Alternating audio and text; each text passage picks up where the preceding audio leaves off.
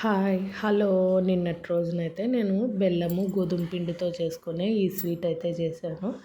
ఈ స్వీట్ చిన్నప్పుడు అమ్మ బాగా చేసేది. ఎక్కువగా 1/2 కేజీ బెల్లం తీసుకొని బాగా మెత్తగా దంచుకొని వాటర్ అయితే కలుపుకోవాలి. ఒక పెద్ద గ్లాస్ నిండా నీళ్ళు అయితే పడతాయి. ఇక బెల్లం బాగా కరిగిన తర్వాత ఆ వాటర్లో గోధుమ పిండి అయితే కలుపుకోవాలి. నేనైతే ఆశీర్వాద్ గోధుమ పిండి వాడాను, లేదంటే వైట్ గోధుమ పిండి అయినా వాడచ్చు. నేనైతే ఆశీర్వాద్ గోధుమ పిండి సెలెక్ట్ ఆటా వాడతాను, అది చాలా బాగుంటుంది. ఇంకా ఆ పిండి కలిపేసుకొని బాగా మధ్యాహ్నం నానబెట్టుకుంటే సాయంత్రం ఈవినింగ్ స్నాక్స్గా అయితే బాగా పిండి నాని అవి బాగా వస్తాయి చేసినప్పుడు. నేనైతే 1/2 కేజీ నానబెట్టుకున్నాను. ఇంకా ఈవినింగ్ అయితే ఆయిల్ బాగా ఇవి వేపుకునేటప్పుడు ఆయిల్ మీడియం ఫ్లేమ్లో ఉండాలి, లేకపోతే లోపల పిండి పిండిగా ఉంటుంది. గులాబ్ జామున్స్ను వేయించుకున్నట్లుగా వేయించుకోవాలి.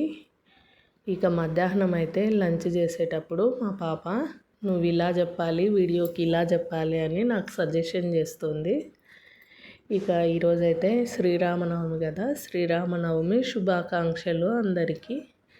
నేనైతే మార్నింగే లేచి ఇంకా ఇంటి పనులన్నీ చేసేసుకున్నాను.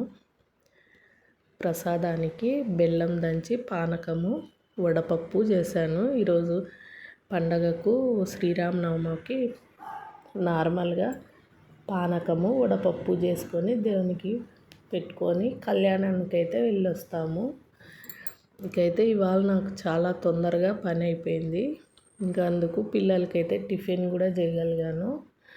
టిఫిన్కి అయితే ఉల్లిగడ్డ కారం వేసేసి ఆనియన్ కారం పొడి ఉప్పు అదైతే తొందరగా అవుతుంది కదా, అందుకు కారం దోశలు అయితే వేశాను. ఇంకా వేసిన తర్వాత కళ్యాణం దగ్గరికి వెళ్తే ఇంకా మొదలు అవ్వలేదు. మా ఇంటి దగ్గరనే కాబట్టి తర్వాత మళ్ళీ రావచ్చని ఇంటికైతే మళ్ళీ వచ్చేసాము. ఇక అంతే అండి వీడియో. బాయ్.